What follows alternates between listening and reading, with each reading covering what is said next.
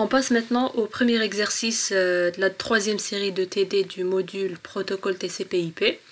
Au niveau de cet exercice, nous allons aborder le processus d'encapsulation. Donc, il faut rappeler que ce processus intervient lors de l'envoi d'un message. Et si on suit donc soit le modèle OSI théorique ou bien TCP/IP, donc bien évidemment on va suivre TCP/IP, on va ajouter un en-tête au niveau de chaque couche selon ce modèle. Et l'ajout d'en-tête, bien de données système, c'est ce qu'on appelle le processus d'encapsulation. Donc on va essayer de voir ce processus-là. Alors, si on suit le modèle OSI, donc on a le fameux modèle à 7 couches, au niveau de l'émetteur et au niveau du récepteur. On a la donnée brute. Alors, au niveau de chaque couche, on va ajouter un en-tête. Ici, on va ajouter un en-tête applicatif. Ici, on va ajouter un en-tête de présentation. Et donc, la donnée qu'on récupère ici, donc PPDU, au niveau de chaque couche, la donnée aussi, elle a un certain nom. On va la transmettre à la couche inférieure, où on va ajouter un en-tête de session. Ici, on va faire descendre le SPDU, donc PDU de la couche session. À la couche transport, on va ajouter un en-tête transport pour former une donnée de couche transport TPDU qu'on va faire descendre à la couche réseau. On va ajouter un en-tête réseau. Donc ajout d'en-tête réseau va faire en sorte qu'on puisse formuler un PDU de la couche réseau qu'on va faire descendre à la couche liaison de données. Et on transforme la suite numérique binaire en un signal analogique qu'on pourra envoyer au niveau du support de transmission. Donc voici en résumé le processus d'encapsulation si on suit le modèle OSI. Le processus inverse, qui est le processus de désencapsulation, donc au lieu d'ajouter un en-tête au niveau de chaque couche, on va désencapsuler et donc on va enlever les en-têtes à chaque étape. Regardez ici par exemple au niveau de la couche session, on va désencapsuler le SPDU pour faire remonter le PPDU à la couche présentation. Donc PDU de couche présentation, on va désencapsuler le PPDU en un APDU qu'on va faire monter à la couche application. Au niveau de la couche application, on va aussi désencapsuler cet APDU, donc PDU de la couche application, pour pouvoir extraire la donnée brute, donc la donnée qui a été envoyée par l'émetteur. Donc ça c'est de manière théorique. Pourquoi? Parce que le modèle OSI, pour rappel, c'est un modèle qui permet de visualiser et aussi de modéliser comment se passe une communication. Donc c'est un modèle, ou bien c'est aussi une norme ISO. Donc c'est un modèle qui est théorique, ce qui implique que le contenu des différents en-têtes n'est pas connu si on veut. Donc on a juste une description concernant ce qui est ajouté au niveau de chaque en-tête. Donc on a si on veut un certain si on veut des objectifs propres à différentes couches. Donc chaque couche, quel est son objectif? Donc on essaie de séparer au niveau des couches les différents aspects de la communication pour faire en sorte que la communication puisse se faire facilement. Donc c'est ça en résumé l'objectif d'OSI. Et donc le contenu des différents en-têtes n'est pas connu. Donc on n'a pas une taille pour l'en-tête, on n'a pas les différents champs au niveau de l'en-tête, etc. Et donc c'est un modèle qui est théorique, donc on peut à travers ce modèle construire des modèles qui sont pratiques, qu'on peut utiliser au niveau de réseaux qui existent. Et donc le modèle pratique qui se base sur le modèle OSI est le modèle TCP/IP. Donc au niveau de TCP/IP, on a 5 couches. Et donc on a la couche application qui résume les couches application, présentation et session du modèle OSI. On a la couche transport, c'est la même. On a la couche internet, qui est la couche réseau au niveau du modèle OSI. Et on a la couche accès réseau, qui résume la couche liaison et physique. Donc ça, c'est aussi un rappel. Alors, le modèle TCP/IP, c'est un modèle pratique qui est utilisé sur le réseau internet. Donc, au niveau d'internet, on communique via le modèle TCP/IP. TCP/IP parce que ce sont les protocoles IP et TCP qui sont les plus utilisés et les plus, si on veut, importants au niveau de cette pile protocolaire. Donc il y a d'autres protocoles, il y a ICMP, UDP, IGMP, etc. Mais IP et TCP, donc ces deux protocoles forment le cœur de la pile protocolaire. C'est pour ça qu'on appelle ce modèle TCP/IP. Alors, au niveau du modèle TCP/IP, pour faire court, donc on a une donnée qui est au niveau de la couche applicative. Alors, cette donnée brute, on va lui ajouter un en-tête applicatif, et donc on va récupérer ce qu'on appelle une donnée applicative, qui est en-tête applicative plus la donnée brute. Au niveau de l'en-tête applicative, on va ajouter tout ce qui concerne le chiffrement, des informations concernant la donnée, donc la taille de la donnée, le nom du propriétaire, date de dernière modification, etc. Donc toutes ces informations-là qu'on peut visualiser au niveau par exemple du système, donc au niveau de l'utilisateur final. Donc ce sont des informations qu'on peut voir. Si vous cliquez sur un fichier, si vous cherchez ses propriétés, vous pourrez trouver les informations concernant ce fichier-là par exemple. La donnée, comme j'ai dit, ça peut être soit du texte, soit une image, soit un exécutable, tout type de fichier qu'on peut envoyer à un récepteur. Alors, cette donnée applicative, on va la faire descendre à la couche transport. Donc, cette donnée applicative, on va lui ajouter un en-tête transport, donc TCP ou bien UDP pour former un segment TCP ou bien un segment UDP ou bien aussi on dit un datagramme UDP. Alors, au niveau de la couche transport, on va ajouter un en-tête TCP ou bien UDP. Donc l'en-tête TCP ou bien l'en-tête UDP, au niveau du modèle TCP/IP, donc l'en-tête, il a un certain format, il a une certaine taille, il a aussi un nombre de champs qui sont les mêmes pour tous les segments si on veut. Donc il y a un certain format. Donc c'est comme l'en-tête IP qu'on a vu au niveau des deux exercices précédents. On a vu le format de l'en-tête IP. Donc c'est un format qui est, si on veut, le même pour tous les paquets IP. Même chose pour l'en-tête TCP ou bien UDP. Donc utiliser aussi TCP ou bien UDP, tout dépend de la nature de la donnée et aussi ce qu'on veut. Donc si on veut une communication fiable ou non fiable, donc si par exemple tout ce qui est vidéoconférence ou streaming, etc., donc il vaut mieux opter pour UDP. Donc au niveau de UDP, on va pas, si on veut vérifier si toutes les données sont arrivées à destination ou pas. Et donc pourquoi? Parce que si on commence à s'inquiéter à propos de ça, il y aura une communication qui sera plus lente et donc on aura une certaine latence au niveau de la communication et on n'aura pas par exemple cet effet en direct si on procède à un streaming. Alors pour toute donnée, que ce soit un fichier, du texte, des images, etc., il est évident qu'on va opter pour TCP. Donc pourquoi? Parce que il est important de recevoir l'intégralité du fichier en question.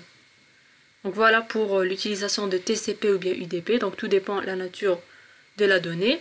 Ce segment-là qu'on obtient au niveau de la couche transport via le processus d'encapsulation, on va le faire descendre à la couche réseau, où on va ajouter un en-tête réseau qui est IP, dans le cas du modèle TCP/IP. Donc on va ajouter un en-tête IP et on a vu hier le format de l'en-tête IP. Donc il y a le champ version, le champ longueur d'en-tête, le champ longueur totale, champ identification, les champs drapeaux concernant la fragmentation, le déplacement de fragments, le TTL, les adresses IP sources et destinations, etc. Donc on va ajouter toutes ces informations-là et avec cet ordre-là et avec les tailles des différents champs. Donc on va respecter ces tailles-là et on va respecter le format général de l'en-tête IP. Sauf si on veut pour tout ce qui est champ facultatif. Pour les champs facultatifs, on peut ne pas les ajouter. Mais pour tout ce qui est champ, donc version, longueur d'en-tête, longueur totale, etc., donc ce sont des champs qui doivent être ajoutés obligatoirement pour pouvoir respecter le format de l'en-tête IP. Et donc on a au niveau de l'en-tête IP des champs qui sont fixes et une taille aussi qui est connue. Pourquoi? Parce qu'on est en train de travailler sur un modèle qui est pratique. Et donc tout est mis en forme, contrairement au modèle OSI où on donne juste une description de l'en-tête réseau, une description de l'en-tête transport, etc. Alors, segment TCP ou bien UDP plus en-tête IP nous forment ce qu'on appelle un paquet IP ou bien un datagramme IP qu'on fera descendre à la couche liaison. Au niveau de la couche liaison, donc tout va dépendre de la technologie réseau qu'on va utiliser. Donc si on opte pour token ring, on va ajouter un en-tête token ring. Si on opte pour une technologie Wi-Fi, c'est la même chose, une technologie PPP, PPPoE, etc. La technologie réseau la plus utilisée, c'est Ethernet. On suppose qu'on va ajouter un en-tête Ethernet. L'ajout de l'en-tête Ethernet va nous former une trame Ethernet. Donc, ce qu'on remarque aussi, c'est que la donnée, elle a des noms différents au niveau des différentes couches. Donc ici, c'est segment, ici, c'est paquet, ici, c'est trame, etc.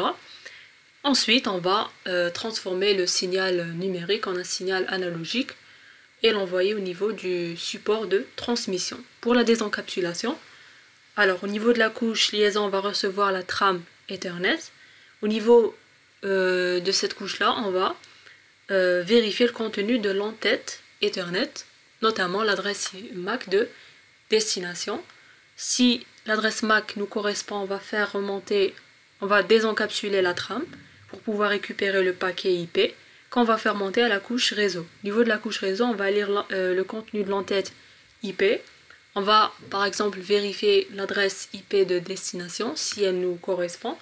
Dans ce cas-là, on va désencapsuler le paquet IP en un segment, donc soit TCP ou bien UDP. On peut le savoir grâce au champ protocole, par exemple au niveau de l'en-tête IP. Donc au niveau du champ protocole, on saura si le protocole de couche supérieure c'est TCP ou bien UDP. On fera remonter ce segment au niveau de la couche transport et ici on va vérifier certaines informations. On va aller voir, donc c'est le numéro de port. Et si le numéro de port nous correspond, on va désencapsuler le segment en une donnée applicative qu'on fera monter à la couche application du modèle TCP/IP. Au niveau de la couche application, on va aussi désencapsuler. Donc, si la donnée a été chiffrée, on va la déchiffrer. Si la donnée a été compressée, on va la décompresser, etc. Et on pourra extraire la donnée brute qui a été envoyée par l'émetteur. Donc, le fichier, l'image, le son, etc.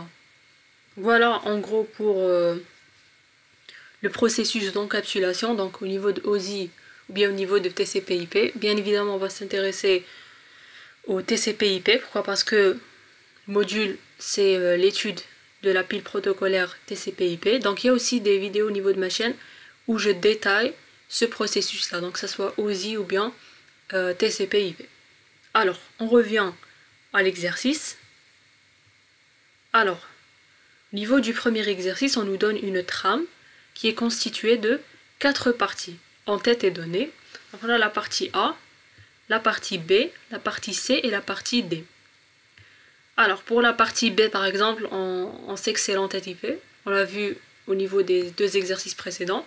Donc ici c'est version 4, IPv4, longueur de l'en-tête, donc c'est 5 fois, donc c'est 4, donc c'est 20 octets. Le champ type of service, donc tout ce qui est priorité, délai, fiabilité, etc. La longueur totale, donc c'est normalement 256 octets. Le champ identification du paquet, les flags concernant la fragmentation. Le champ déplacement de fragment, il est nul, donc ce n'est pas un fragment. Le champ TTL, donc ça peut traverser combien de routeurs. Le champ protocole, le champ checksum, les adresses IP, source et destination. On a la partie C et on a la partie D. Alors, ce qu'on nous demande au niveau de la première question, à quel type de réseau appartient cette RAM et à quelle interface logicielle est utilisée dans ce réseau. Alors, type de réseau, ça sera au niveau de la couche de la partie A. Donc ce qu'il faut savoir aussi, c'est que ces parties, elles se suivent. Et donc, si on revient à ça, par exemple, donc c'est comme si on avait tout ça. On avait l'en-tête Ethernet, suivi de l'en-tête IP, suivi de l'en-tête TCP ou bien UDP, suivi de la donnée, suivi de FCS. Donc j'ai pas parlé de FCS, donc FCS, ça fait partie de l'en-tête Ethernet, ou bien ce qu'on appelle aussi remorque Ethernet. Ça permet de voir l'intégrité de la trame. Donc c'est comme le checksum au niveau du champ de l'en-tête IP. Voilà. Et donc c'est ce qu'on a au niveau de l'exercice en réalité. Alors, Pour le réseau, il suffit de consulter la partie A. Si on consulte la partie A, donc ça correspond à ce qu'on appelle un en-tête Ethernet. Donc parmi les champs les plus importants au niveau de l'en-tête Ethernet, donc nous avons le premier champ qui est un ensemble de 0 et de 1. Donc c'est ce qu'on appelle le marqueur de début de trame. Ça permet de faire en sorte que la communication puisse être synchronisée. Donc il y a aussi parfois il y a aussi le champ annonce. Donc ici on l'a pas mentionné. Alors après ces deux champs là, nous avons les adresses destination et source MAC. Donc une adresse MAC, c'est une adresse physique qui est l'identifiant de la carte réseau, qui est sur 48 bits et qui est utilisée au niveau des réseaux locaux. On ne va pas rentrer dans les détails aussi. Contrairement à l'adresse IP qui est une adresse logique et qui est fixe au niveau d'un certain temps. Et aussi c'est une adresse qui est unique au niveau d'un réseau. Mais elle peut être modifiée, c'est-à-dire une station, elle peut posséder plusieurs adresses IP à différents laps de temps. Contrairement à l'adresse physique, on ne peut pas changer. Alors, après l'adresse IP source, nous avons un champ, donc parfois c'est longueur, parfois c'est type. Donc, si nous optons pour Ethernet version 2, ça sera type. Et type, c'est en réalité le type de protocole transporté dans le champ donné. Pourquoi? Parce que pour une trame Ethernet, nous avons un en-tête Ethernet plus le champ donné. En réalité, le champ donné, si on suit le processus d'encapsulation, c'est un paquet IP. Et donc, au niveau de type, par exemple, on va préciser un code qui permet de déterminer que le type, c'est le protocole IP. Donc ça ressemble à peu près au champ protocole au niveau de l'entête IP pour préciser le protocole de la couche supérieure. Donc pour TCP, UDP, ICMP, IGMP. Donc c'est ce qu'on a vu au niveau de l'exercice précédent. Alors, d'après la partie 1, on peut déduire que le type de réseau auquel cette trame appartient est un réseau Ethernet. Maintenant, on nous demande de donner l'interface logicielle. Il faudra voir au niveau de la partie B et C. Donc, partie B, ça a la même structure qu'un en-tête IP. Et la partie C, en réalité, ça a la structure d'un en-tête qu'on appelle TCP. On va essayer de voir en détail les différents champs de l'entête TCP. Donc pour IP, on l'a vu hier. Et donc, l'interface logicielle, c'est TCP/IP, tout simplement. Pour le D, c'est le FCS, c'est un en-tête qui a été ajouté au niveau de l'ajout de la partie A. Donc quand on reçoit au niveau de la couche liaison le paquet IP, on va ajouter l'entête Ethernet, donc le début, et à la fin du paquet, on va ajouter un FCS. Voilà. Alors, on a pu déterminer le type de réseau et l'interface logicielle. Donc, avant de passer à la prochaine question, on va essayer de détailler les différents champs de l'entête TCP. Alors, qu'est-ce qu'on a comme premier champ? Alors, on a le port source et port destination. Donc ces deux champs-là qui sont codés sur 16 bits chacun, ils permettent d'identifier le processus émetteur et récepteur ou bien les applications émettrices et réceptrices. Donc si par exemple on utilise au niveau du processus émetteur, par exemple on utilise Telnet, on va préciser par exemple au niveau du port source 23. Si par exemple on opte pour DNS, on va mettre au niveau du port 53. Pour HTTP, ça sera 80. Pour TFTP, ça sera 69. Etc. Donc nous avons différents codes pour les différentes applications ou bien processus. Voilà. Alors, ça permet aussi de faire en sorte qu'une communication elle soit unique, une connexion elle soit unique. Donc, ça sera l'adresse IP plus le numéro de port. Donc c'est ce qu'on appelle un socket. Donc adresse IP plus numéro de port, ça permet d'identifier une connexion de manière unique. Pourquoi? Parce que c'est vrai qu'au niveau l'adresse IP, ça permet d'identifier une station ou bien une machine, mais au niveau de cette machine, il peut y avoir plusieurs applications qui puissent être lancées en même temps. Et donc pour pouvoir identifier les différentes applications, on va joindre à l'adresse IP le numéro de port. Donc ce sera adresse IP : le numéro de port qui est ici. Alors les deux champs qui suivent, qui sont sur 32 bits, le premier c'est ce qu'on appelle le champ numéro de séquence. C'est un pointeur qui permet d'identifier le premier octet du segment dans la donnée applicative d'origine. Si par exemple j'ai au niveau de ce champ-là par exemple 10, veut dire que je vais envoyer à partir du 10e octet au niveau de ma donnée d'origine. C'est-à-dire j'ai une donnée, ça sera au niveau du 10e octet que je vais commencer à envoyer. Si j'envoie plusieurs segments, je pourrais faire varier ce numéro de séquence. Le prochain qui suit, ce sera le numéro d'acquittement. Le numéro d'acquittement, c'est ici qu'intervient l'effet TCP. Donc, c'est via le numéro d'acquittement qu'on pourra vérifier si une donnée a été reçue par l'émetteur ou pas. Donc, si par exemple, j'envoie un numéro de séquence, et si par exemple j'envoie un numéro de... Par exemple, j'ai envoyé 2000 octets. Si je reçois au niveau du numéro d'acquittement 2001, veut dire que j'attends à recevoir le 2001e octet. Et donc, ça permet d'affirmer que au niveau de la réception, j'ai reçu les 2000 octets. Et donc, en gros, ça permet d'identifier le numéro du prochain octet à recevoir. Si j'ai envoyé 3000 octets, si le récepteur m'envoie un segment TCP avec un numéro d'acquittement égal à 3001, veut dire qu'il a reçu mes 3000 octets et qu'il attend le prochain, donc le 3001e octet, tout simplement. Alors, après les numéros de séquence et le numéro d'acquittement, on a ici la longueur de l'entête TCP, donc c'est exprimé en mode de 32 bits, donc c'est la même chose qu'au niveau d'IP, donc ici c'est égal à 5, donc c'est 20 octets, donc la taille de l'entête TCP elle est égale à 20 octets. Alors on va essayer un peu de résumer ce qu'on a dit. Donc port, source et destination, donc c'est la même chose. C'est l'identifiant du processus ou bien application. Numéro de séquence,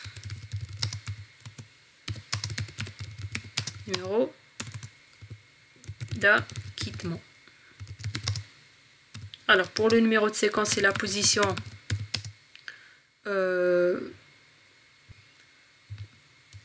du premier octet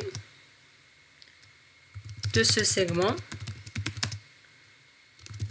dans la donnée applicative d'origine. Voilà. Pour le numéro d'acquittement, c'est le numéro ou bien voilà, le numéro de l'octet du prochain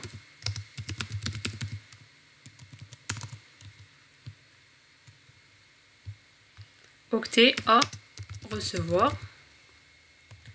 Alors, on va l'appeler hlen.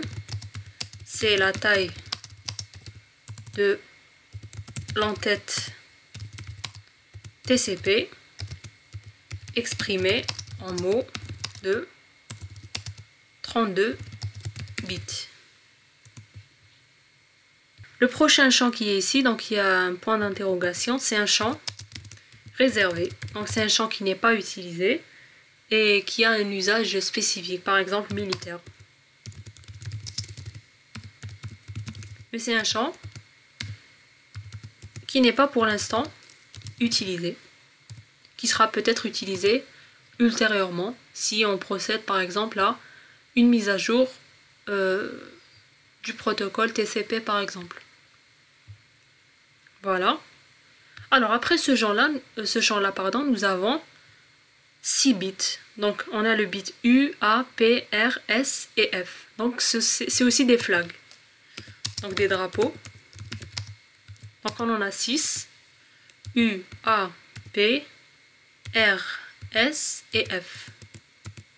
Donc ce sont des drapeaux qui sont très utiles au niveau du segment TCP, donc contrairement à UDP. Donc ce sont des flags qui permettent de faire en sorte que TCP puisse être un protocole fiable et en mode connexion aussi. Alors le premier c'est U. U pour urgent. Donc tous les bits, s'ils sont égaux à 1, donc veut dire qu'ils sont activés. Donc les drapeaux sont activés. Donc si U égale à 1, donc implique qu'il y a une donnée, il y a des données qui sont urgentes au niveau du segment. Présence de données urgentes au niveau du segment. Ça c'est pour le U. Pour le A, c'est en réalité un acquittement, ACK.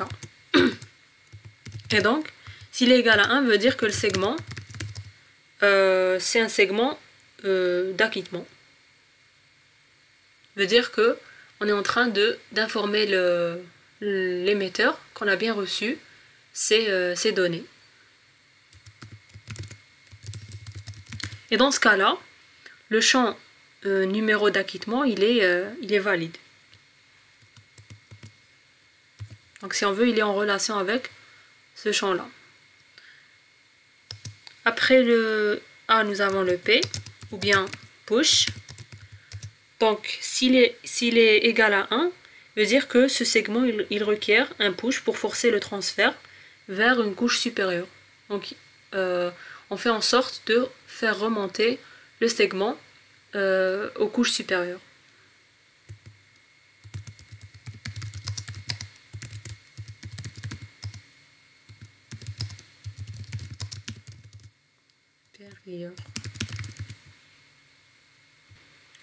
Après le P, nous avons le R. R pour reset. Donc s'il est à 1, veut dire qu'on demande une réinitialisation de la connexion. Réinitialisation de la connexion. On veut la réinitialiser. Nous avons après cela le S. S pour synchronisation. Donc si ce bit il est égal à 1, veut dire qu'on demande l'ouverture d'une connexion.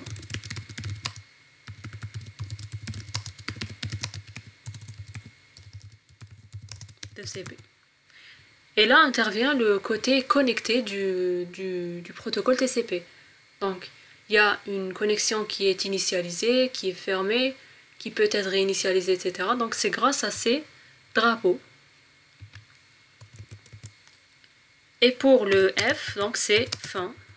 C'est pour mettre fin à une connexion ou bien fermer une connexion.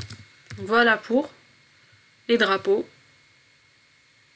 UA, P, R, S et F. L'ordre il est aussi important. Alors, nous avons le prochain champ qui est la taille de la fenêtre.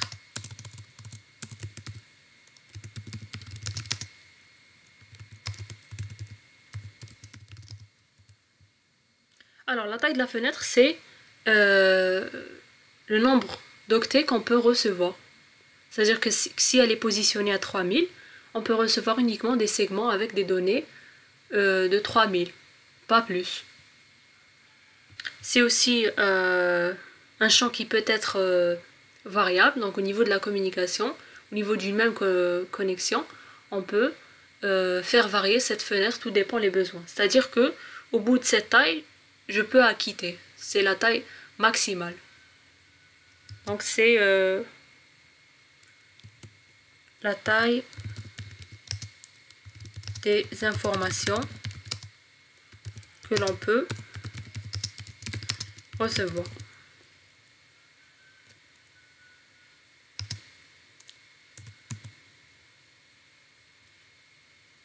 Nous avons après cela donc ce point d'interrogation, c'est en réalité le contrôle d'erreur ou bien le checksum. Donc ça permet de vérifier l'intégrité du segment.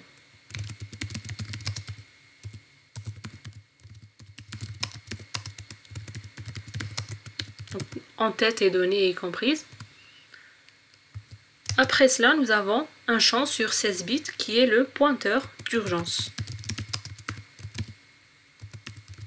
Donc ce pointeur-là d'urgence, il a un certain sens que si le drapeau U urgent il est actif. Donc s'il est égal à 1, donc ce champ il a un sens.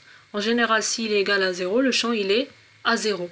Et donc le pointeur d'urgence, il va donner la position de la donnée urgente. Donc ici on a dit qu'il y a une présence de données urgentes au niveau du segment. Et pour savoir au niveau de quelle position se trouvent ces données, c'est grâce à ce pointeur d'urgence.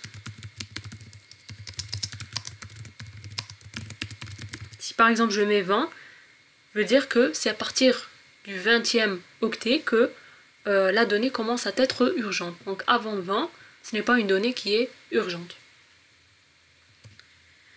Donc ici nous avons les données. En réalité la donnée c'est la donnée applicative au niveau de la couche supérieure. Mais il y a aussi d'autres champs qui existent au niveau de l'entête TCP. Donc il y a des options. Il y a aussi un remplissage dans le cas où la taille elle est inférieure à la taille d'un en-tête. Donc ça existe aussi au niveau de IP. Donc on a une taille qui est fixée. Pour l'instant je ne connais pas exactement les tailles respectives des en-têtes TCP et IP. Alors si on a un en-tête qui est petit, donc il y a certains champs qui ne sont pas remplis, etc. Il y aura le champ remplissage à la fin, où on va mettre des zéros par exemple pour faire en sorte que l'entête soit sur la taille qui est exigée par le protocole. Voilà, ça existe au niveau de IP, ça existe aussi au niveau de TCP. Alors, pour UDP maintenant, du moment que c'est un protocole non fiable et sans connexion, donc on est sûr que tout ce qui est numéro de séquence, numéro d'acquittement, ça n'existera pas. On n'aura pas aussi les drapeaux et la taille des fenêtres et aussi le pointeur d'urgence. Donc les champs les plus importants au niveau de UDP sont la taille des ports, sources et destinations. Donc l'entête UDP, c'est un en-tête qui est plus simplifié que l'entête TCP, car on ne se soucie pas de la connexion, on ne se soucie pas aussi de l'acquittement, et donc il n'y a pas des champs qui permettent de faire en sorte que la donnée qu'on envoie, elle est reçue par le récepteur, et aussi qu'une connexion est établie pour pouvoir commencer à envoyer. Pourquoi? Parce qu'au niveau du DP, on commence à envoyer sans connexion. Donc c'est un protocole non fiable et non connecté. IP aussi, c'est un protocole qui est non fiable.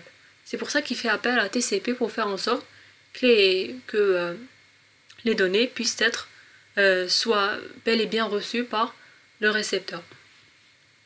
Alors on revient à l'exercice. Ça c'était juste une introduction à l'entête TCP pour pouvoir aborder l'exercice. Alors on a répondu à la première question. Donc la trame appartient au réseau Ethernet car la partie A a la structure d'un en-tête Ethernet tout simplement.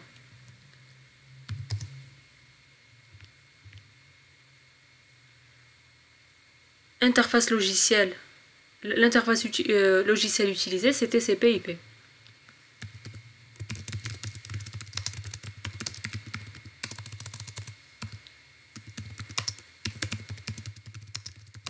TCP/IP car la partie B a la structure d'un en-tête IP et la partie C a la structure d'un en-tête TCP. Donc directement on a déduit que c'est TCP et non pas UDP parce qu'on a des champs, donc comme les drapeaux, numéro d'acquittement, numéro de séquence et pointeur d'urgence par exemple. Donc c'est forcément le protocole TCP qui est utilisé au niveau de la couche transport. Donc pour Ethernet, c'est la partie A et D. Donc le FCS. Ou bien remarque, Ethernet, c'est ce qui est ajouté à la fin du paquet IP. Donc voilà pour la première question. Préciser qui va recevoir la trame et qui pourra traiter son contenu, donner les adresses IP et les classes. Alors, qui va recevoir la trame? Donc il faut vérifier les adresses de destination. Donc l'adresse physique de destination et l'adresse logique de destination. Alors, pour l'adresse physique, ça sera celle-là. Qu'est-ce qu'on remarque? On remarque des 1 partout au niveau de l'adresse physique. Donc, on a adresse MAC, elle est égale à des 1 partout. Donc, des 1 partout, ça correspond à des F.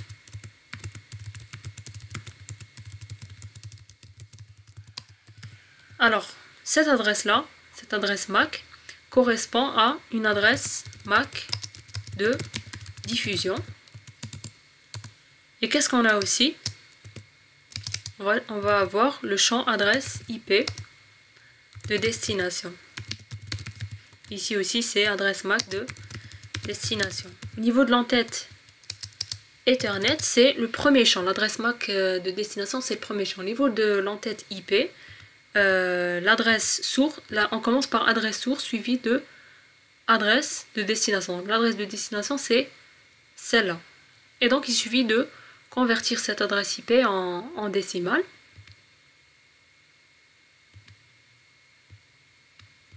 Alors, donc, le premier octet, c'est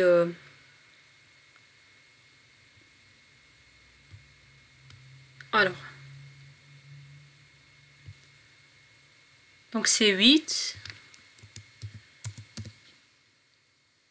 plus 64 plus 128. Donc 8 plus 64 plus 128, ça nous donne 200.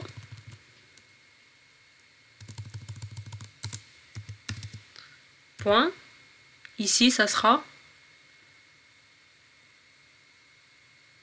16 plus 32 plus 64 plus 128. Ça nous donne 240. Ici, c'est 1 plus 2 plus 4 plus 8. Donc c'est 16 moins 1, donc c'est 15.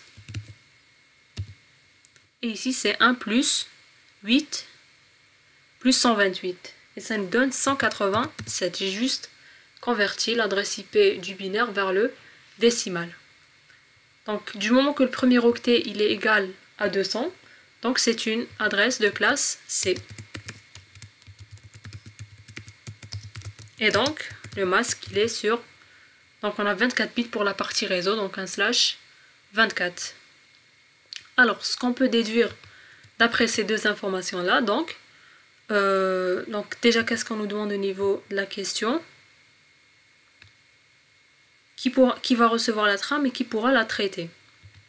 Donc ça sera toutes les machines du réseau local qui vont recevoir la trame. Pourquoi? Parce qu'on a une adresse MAC de destination. Donc toutes les machines du réseau local, donc propre à la machine qui a cette adresse IP bien évidemment, du réseau local Ethernet aussi, on le sait parce qu'on reçoit une trame Ethernet, vont recevoir la trame. Par contre, ça sera uniquement la machine qui a cette adresse IP qui va traiter la trame. La machine qui a pour adresse IP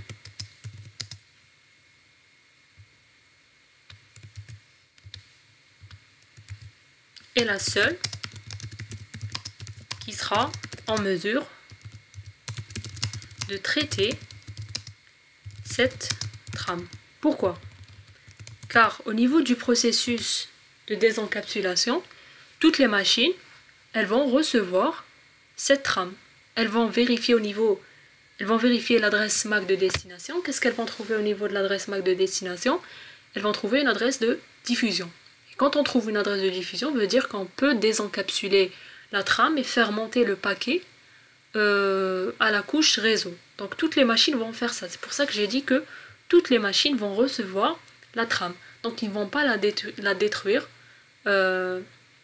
Pourquoi? Parce que l'adresse MAC de destination est valide. Donc pour qu'on puisse désencapsuler, donc au niveau de l'adresse MAC de destination, il va y avoir soit l'adresse MAC propre à la machine, soit l'adresse MAC de diffusion ou bien de multidiffusion. Alors, dans ce cas, donc, je ne pense pas qu'il y a multidiffusion en Ethernet, non, je ne pense pas. Bon, par contre, au niveau de la couche réseau, quand on va vérifier l'entête IP, on va comparer l'adresse IP de destination avec notre propre adresse. Donc ça sera uniquement la machine qui a cette adresse-là qui va traiter la trame, donc faire remonter le segment au niveau de la couche transport. Et donc recevoir la donnée et répondre, etc. Par contre, les autres machines qui ont des adresses IP différentes, elles ne vont pas traiter le paquet IP. Elles vont détruire le paquet IP, donc on s'arrête au niveau du processus de désencapsulation à la couche réseau. On ne remonte pas encore plus loin. Voilà, donc voici la réponse à la deuxième question.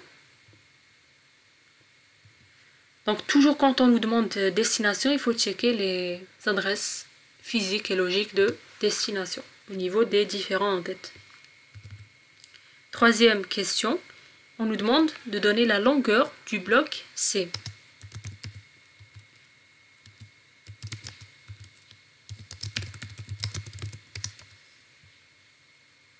Alors le bloc C, donc c'est la taille du segment TCP. En réalité, si on suit le processus d'encapsulation ici, donc la taille du segment, c'est en réalité la taille des données au niveau de la couche application, donc tout ça. Et donc, il suffit de trouver cette donc longueur du bloc C, c'est la longueur du segment TCP, et c'est en réalité la longueur des données au niveau du paquet IP, et c'est égal à la longueur totale du paquet IP moins la longueur de l'entête. Longueur totale du paquet moins la longueur de l'entête du paquet IP, ou bien la longueur d'entête IP. Voilà. Alors, pour ces deux champs-là, il suffit de voir au niveau du champ longueur totale ici. Donc, longueur totale, elle est égale à 256 octets. Et longueur de l'entête IP, elle est égale à 20 octets. Donc, ça sera 256 moins 20, tout simplement.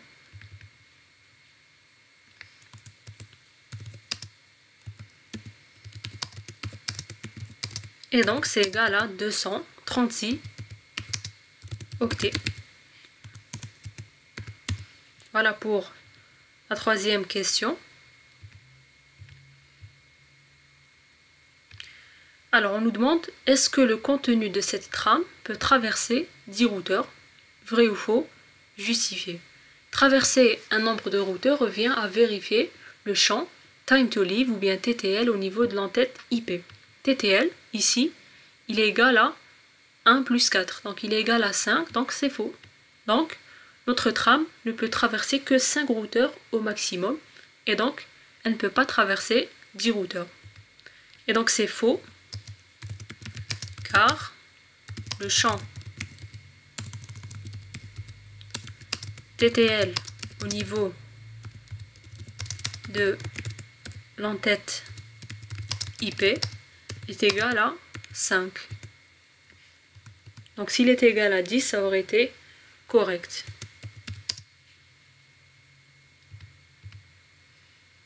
Quelle est la taille des données reçues par le destinataire jusqu'alors et combien il en a envoyé pour la session courante? Donc ça revient à vérifier les champs numéro de séquence et numéro d'acquittement au niveau du segment TCP.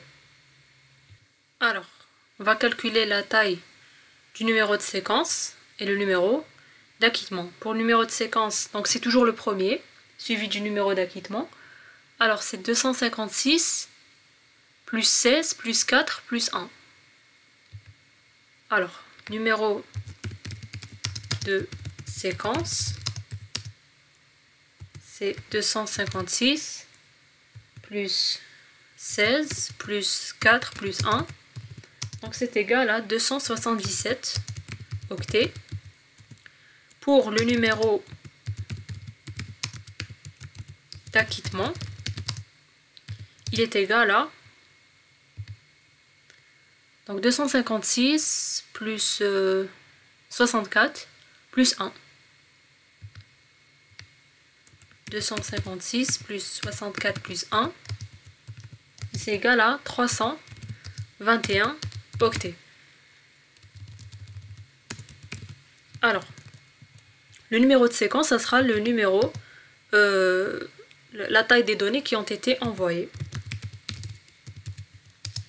Et ça sera pour tout ce qui a été reçu.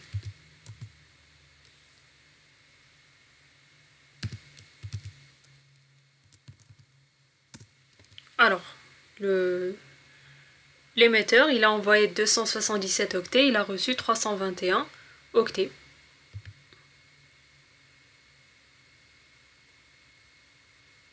Y a-t-il des données urgentes dans cette trame? Donc il faut vérifier le pointeur d'urgence. Le pointeur d'urgence, ici, est le flag U. Donc U égale à 1, donc, implique qu'il y a des données urgentes dans cette trame.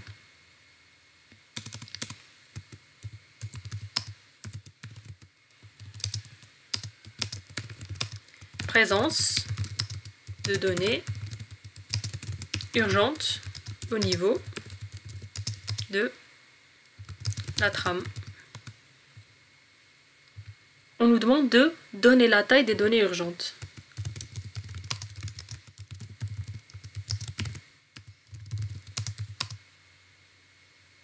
Donc, pour connaître la taille des données urgentes, il faut vérifier d'abord le pointeur d'urgence.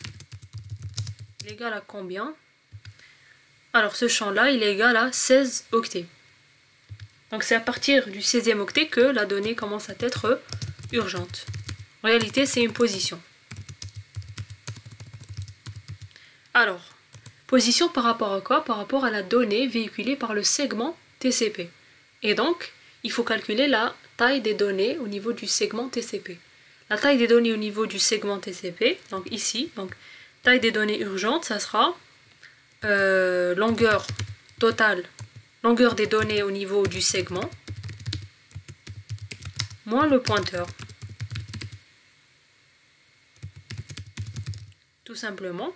Et pour la longueur des données au niveau du segment TCP, c'est égal à la longueur totale du segment TCP moins la longueur de l'entête TCP. Alors pour la longueur totale, on a trouvé la longueur du bloc C, qui est la longueur totale du segment TCP, donc c'est égal à 236 octets. La taille de l'entête TCP, il faut vérifier le champ en-tête. Taille de l'entête qui est là. Donc c'est 1 plus 4, donc 5. Et comme c'est exprimé en mots de 32 bits, donc c'est 20 octets. Moins 20, ça nous donne 216 octets. Ce qui implique que la taille des données urgentes, c'est égal à 216 moins 16, 200 octets. Donc, la taille des données urgentes est égale à 200 octets. Voilà. Voilà pour la réponse aux questions du premier exercice. Ce qu'on peut aussi déduire, c'est que les ports source et destination sont les mêmes. Donc, il y a la même application qui est active au niveau de l'émetteur qu'au niveau du récepteur. Et donc, cet exercice nous a permis de voir en détail le contenu des différents entêtes Ethernet, IP et TCP, et bien comprendre le processus d'encapsulation beaucoup plus. Donc si on avait une technologie différente de Ethernet, on aurait eu une structure différente de l'entête Ethernet. Même chose pour UDP par exemple. On n'aurait pas eu les champs propres à TCP. Au niveau de UDP, nous avons port source, port destination, longueur et checksum. C'est tout ce qu'on a comme champ. On a 4 champs au niveau de l'entête UDP. Donc l'entête UDP, c'est un entête qui est plus simplifié que l'entête TCP. Pourquoi? Parce que UDP ne remplit pas les fonctions de TCP. Donc tout ce qui est établissement et fermeture de connexion, donc gestion d'une connexion, et faire en sorte que la communication soit fiable.